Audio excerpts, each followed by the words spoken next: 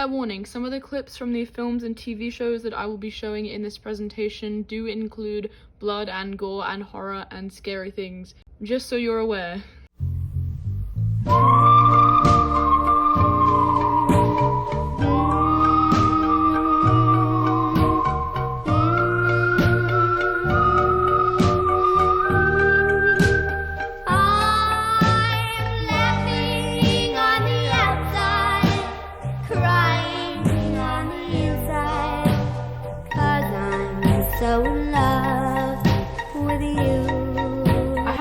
Thing for film. I love film. I really want it to be a part of my life forever. I also really like the idea of nostalgia. Thinking about my past is something that always just brings me joy, I think. But I think nostalgia can be a common joy for everyone. Everyone has their own feelings for nostalgia. Some are better than others. Being a part of Gen Z, I find it really interesting to look back on very, very recent pieces of history. Specifically what my parents experienced, what my grandparents experienced. And the thing is, TV and film culture also really love to reflect on recent nostalgia. But in this case, I'm going to call it near nostalgia. Nostalgia for the recent past, the past few decades, from about the 40s and onward. People nowadays have a very big craving for near nostalgia, and they reflect this a lot within film and television. Our generation thinks it's trendy. Our parents actually do find it nostalgic because they experienced it. There's a multitude of reasons as to why we enjoy near nostalgia. I'm merely going to explain the how and the why.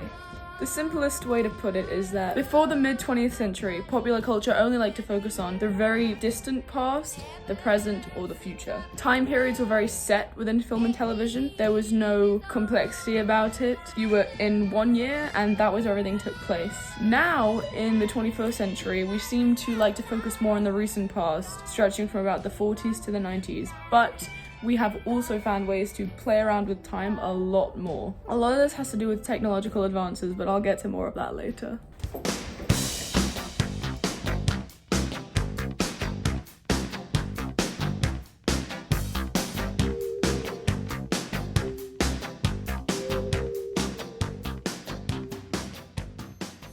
When Stranger Things came out, a show about the 80s, what did everybody first see about it in Gen Z? The trendiness. So I feel like the main question is, why do we love near nostalgia so much? Well, to put it simply, focusing on the more recent past appeals to both younger and older generations. Depending on your age, there can actually be quite a bit of relatability within the decades that you're seeing displayed in popular culture from the most recent years. But at the end of the day, there's something in it for everyone. Cultural awareness for different decades and different generations are able to spread a lot faster now because of the internet. In the 21st century, the internet has been one of the biggest changes. Everything is easy to find, everything is basically at our fingertips. If you wanted to figure out more about the past back then within popular culture, you would have to go see a film or watch a tape. Now you can find a YouTube video with the 10 most popular nostalgic videos on the internet in a snap of your fingers. Cultural awareness for different generations or decades is able to spread around a lot faster now than it did then, especially with Gen Z who love to look everything up. Because of this availability of resources, people like to indulge in the culture more. Gen Z indulge in it because they find it trendy. There are so many different movies and films that everybody have described as trendy, and then the older generations, such as the millennials, our parents, feel actual nostalgia for the year that they're watching. I know my dad always likes to talk about the 80s. When Stranger Things came out, he really enjoyed looking at the trendy 80s vibe of the whole show. And the other thing is, you don't necessarily have to have lived in that year to feel drawn to it or nostalgic for it. Gen Z can technically feel nostalgic as they see everything laid out in front of them. They also hear a lot from their parents. Our parents tell us stories, they explain to us what it was like to live in that year, and we can wish that we lived there. We can live vicariously through their stories and their experiences. Our parents love to share their excitement for near nostalgia and recent decades, especially the 80s and the 90s when they were growing up, because it was cool and it's now easy to access. We have old photos and videos and tapes. Gen Z also loves to look at the technology of their time. For example, vinyls had a huge comeback in the last 5 years or so. Gen Z thought they were very trendy. Tapes, vintage film and camera. A lot of my friends like to use disposable cameras, even though we have perfectly good iPhones. Me too, I am guilty of this. I go through about one disposable camera a month, and I love the outcomes. The old style film really makes me excited, and my parents are like, we used to use that in the early 2000s, and I'm like, well, I find it fun now.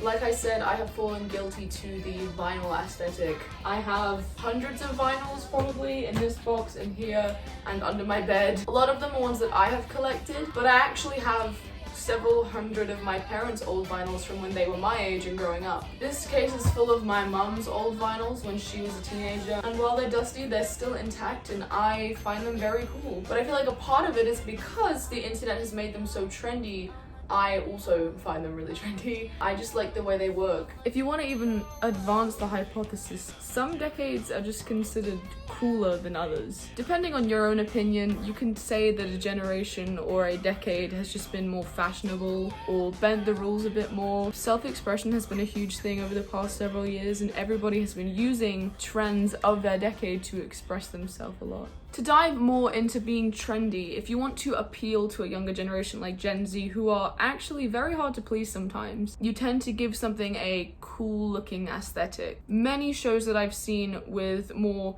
nostalgic feeling backgrounds have done this. For example, Stranger Things, a TV show set in the 80s where good battles evil. Season 3 of Stranger Things actually focused a lot on the coolness and realness of living in the 80s as a teenager. And summer of 2019, when Stranger Things came out, the internet blew up. Everybody wanted to live in the world of Stranger Things. Another show called Everything Sucks is actually set in the 90s, and they make that very clear. In Everything Sucks, a kid and his friends actually work on creating a film and show what that's like in the 90s. So we get an inside look at what it was actually like to use the technology of the 90s as this kid goes along and makes his film with the technology provided at the time. There's just a hipness about the recent past that is facilitated by the internet. It's way easier to access original materials of the 80s and 90s because everything is out there for us to see. In the past, there was a lot less going around to showcase all these different decades to everyone, but now everything is out there for everyone. So the other question is,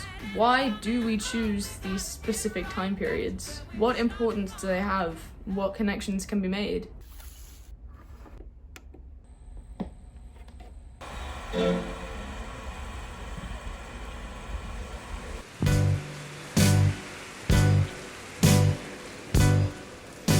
So I think I've already elaborated enough that we choose certain time periods because things are trendy. But if you look deeper into the connections that can be made because of the time periods, a lot more begins to unveil itself. Not only is near nostalgia good for reflecting upon the coolness of the past, but there's also kind of a history lesson involved depending on the ways that popular culture reflects it within film and television. The Duffer Brothers, the creators of Stranger Things, they chose the 80s for a specific reason. And yes, the 80s were hip and cool, and everybody wanted to live there. But I can't help but think there's more of a deeper reasoning as to why they actually chose the 80s and used that near nostalgia to build on their storyline. So good versus evil, a common map for all storylines on the planet. Stranger Things is a classic example of this, as are many near nostalgia films. In the beginning of Stranger Things, Will, who disappears all of a sudden and is thrown into the world of the Upside Down, is rescued by his friends who are basically battling the dark side of humanity, the underworld, the monsters.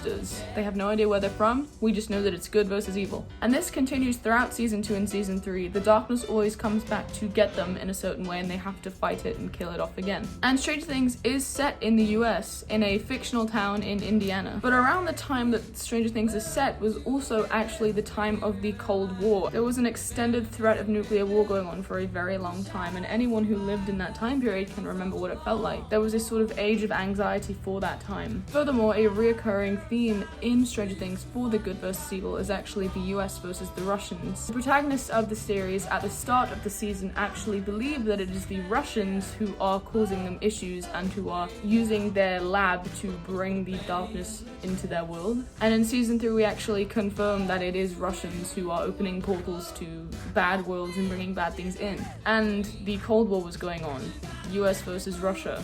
So did they choose that for a reason? With near nostalgia, there's a lot of connections that can be made. Because so many from our parents' generation actually lived through that time, we can connect what it felt like to live there with events happening and resources that were available and the technology that they used to make it feel more real and to actually help the storyline. The good versus evil theme, where Russia was fighting the USA, has been around for a long time, but it was actually the core theme of the 80s, not just Stranger Things, but the 80s when people were living there. And that made it a great backdrop for Stranger Things. What I'm trying to say is there is a reason that in near nostalgia we choose these specific time periods, the most recent ones that people have lived in. We can connect on a more personal level to the viewers because they know what it felt like to live there, and they can make all these connections from history and the trends and the technology of the time period to make it that much more enjoyable and to indulge in that nostalgia even more.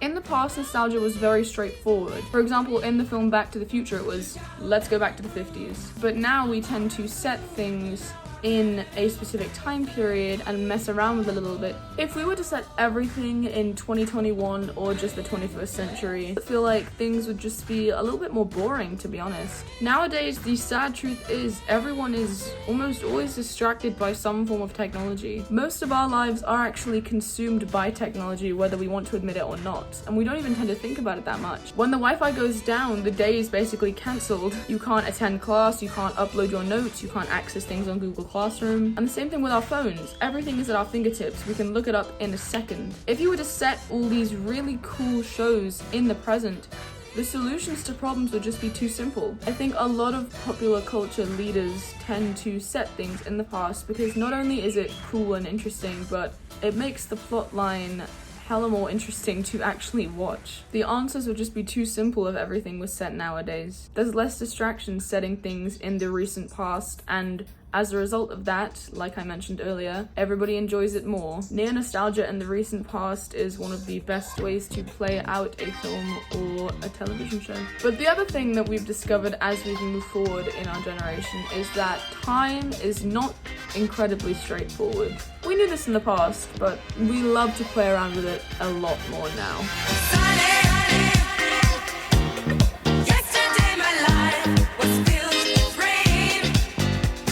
One thing that we've begun to do a lot more as a generation is play around with time. Typically in the past, time was a lot more straightforward within TV and film. You were in a certain time period and that was where the story took place. The culture of the time was present, you knew what time period you were in, everything was relevant to the time. But now we sort of mess around with things a little bit more. One of my favorite examples of this case is the TV show The Umbrella Academy. The Umbrella Academy uses near nostalgia to reinvent the present in a way. It takes place all over the timeline, as time travel is actually a big theme of the show, but in season 1 they are mostly in 2019. However, it doesn't look like 2019. It's this pre-apocalyptic 2019 before the world ends. That's what they're trying to do, they're trying to stop the end of the world. But it doesn't look anything like our 2019 did. There are no mobile phones, no computers, everything is on paper. These kinds of phones, not the ones we use nowadays. Pay-by phones, no internet, no anything. But they make it very clear to us time and time again that it is set in 2019,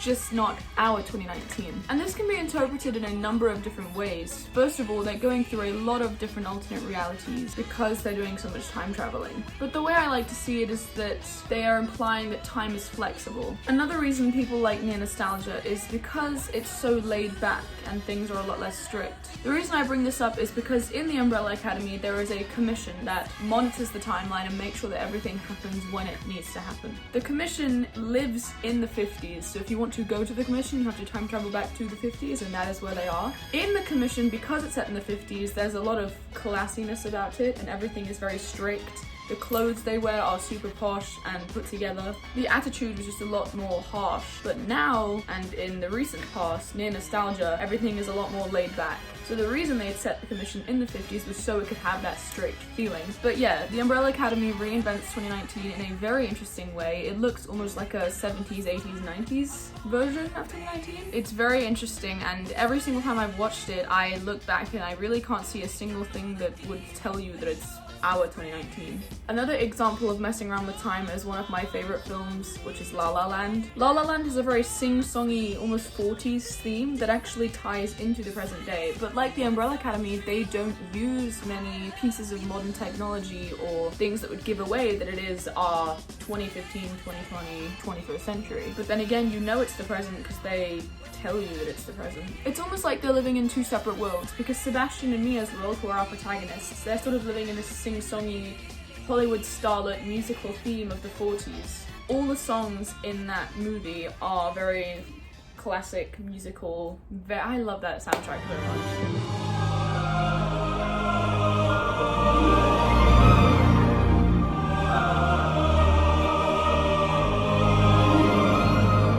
They use nostalgia with echoes of a distant, familiar time. Jazz and the music and the dresses will transport you to that other time, but we're still in the present. There's a scene where Sebastian, who is one of our protagonists, gets with a modern band who is trying to modernize jazz, and Sebastian hates this. He wants to stay in his little 40s classic world where we're not modernizing these things, and that band really is the only instance where you see modern technology being used, but they hate it and they want to stay in this world that they've created within the film where everything is near nostalgia and past and sing-songy and laid back. They don't want to modernize things. Sebastian makes it very clear that he wants to stick to the past. Not once does he use a phone or a computer like his band does, but when he's sat there at a piano trying to transcribe a song, he is using a vinyl next to him. Another thing I want to sort of dive into that ties into La La Land's theme is using music to reflect on near nostalgia. So many of my favorite films and TV shows have used old-fashioned or near nostalgic music to create more of a fun vibe for a show. There's also a lot of war themes in a way. My favorite example of this would be Stunt Expo 2004 from Fantastic Mr. Fox. There is one scene where Mr. Fox and his crew are facing the enemy, which are Boggy Spunson Bean, the evil farmers, and there's this warlike sort of orchestral theme playing in the background, but it sets the mood for this big battle that's about to unfold. He's wearing it. Your tractors uprooted my tree. Your posse hunted my family. Your gunman kidnapped my nephew. Your rat insulted my wife, and you shot off my tail. I'm not leaving here without that necktie. Hit him!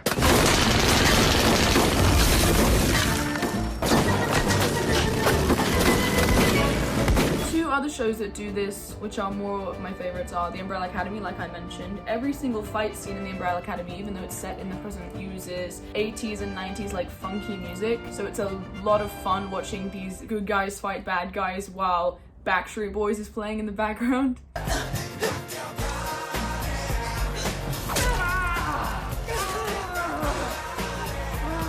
Another show that does this is End of the Effing World, which is also set in the present, and you know this because at the beginning they use cell phones and they talk about the present day. But as the show progresses, they sort of get a bit more old-fashioned. Season 2 is focused around a diner. The music makes it feel like a sort of 60s vibe in a way. The entirety of the first season is sort of a good old-fashioned murder sort of vibe. They kill a guy, but there's I'm Sorry by Brenda Lee playing in the background.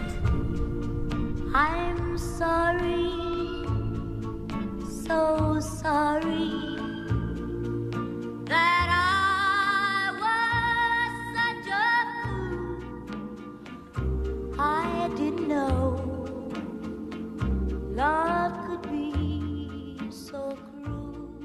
This all sort of goes with playing with ambiguity, which is a lot easier with cartoons in Fantastic Mr. Fox's case. But what's cool is the juxtaposition of this old-fashioned music that demodernizes a almost present-day setting and ties in that near nostalgia to a present-day piece of work. Even though a lot of them aren't very present-day. We have all these things that are set in the present, but they don't feel like they're set in our present. The music thing is almost becoming a cliche, but a lot of kids like to think that knowing these 80s and 90s tunes is very trendy and cool and popular. And the adults love to sit there and reminisce on the songs they're hearing. For example, when that scene with the Backstreet Boys did come on in Umbrella Academy, my dad sat there and went, "Ooh, Backstreet Boys!" Meanwhile, one of the main characters is beating the hell out of some bad guy. With this lack of modern technology within these present day settings, like I mentioned before, there are fewer distractions. You don't see any of these superheroes, even really in Marvel, walking around on their iPhones. In some cases, yes, but they try and keep that away from these present day settings because if every modern TV setting or film setting did have everyone using an iPhone, then the answers to problems would be way too simple. Tying into music is also another idea of reverse nostalgia, which I'll touch on really quickly. A good example of this is the film A Knight's Tale. It's a medieval setting, however, the theme isn't all that medieval. It's almost like a 80s style medieval setting. In these jousting fights, they're playing Queen, We Will Rock You. You got blood on your face, a big disgrace, waving your banner all over the place. There's even a rock dance scene where they start off super classical and medieval, and then later on the music picks up and suddenly it's a rock song and they're all dancing in this medieval setting to a rock song. My point is there are so many different ways that nostalgia can tie into film and television. These are just a few that I've come up with.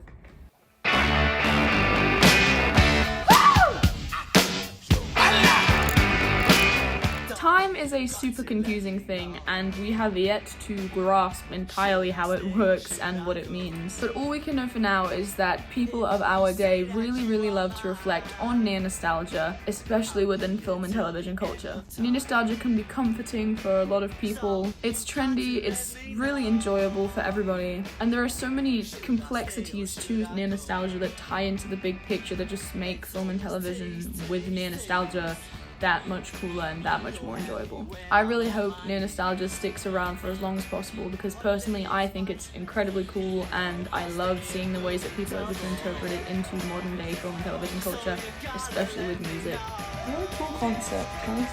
Should I stay or should I go?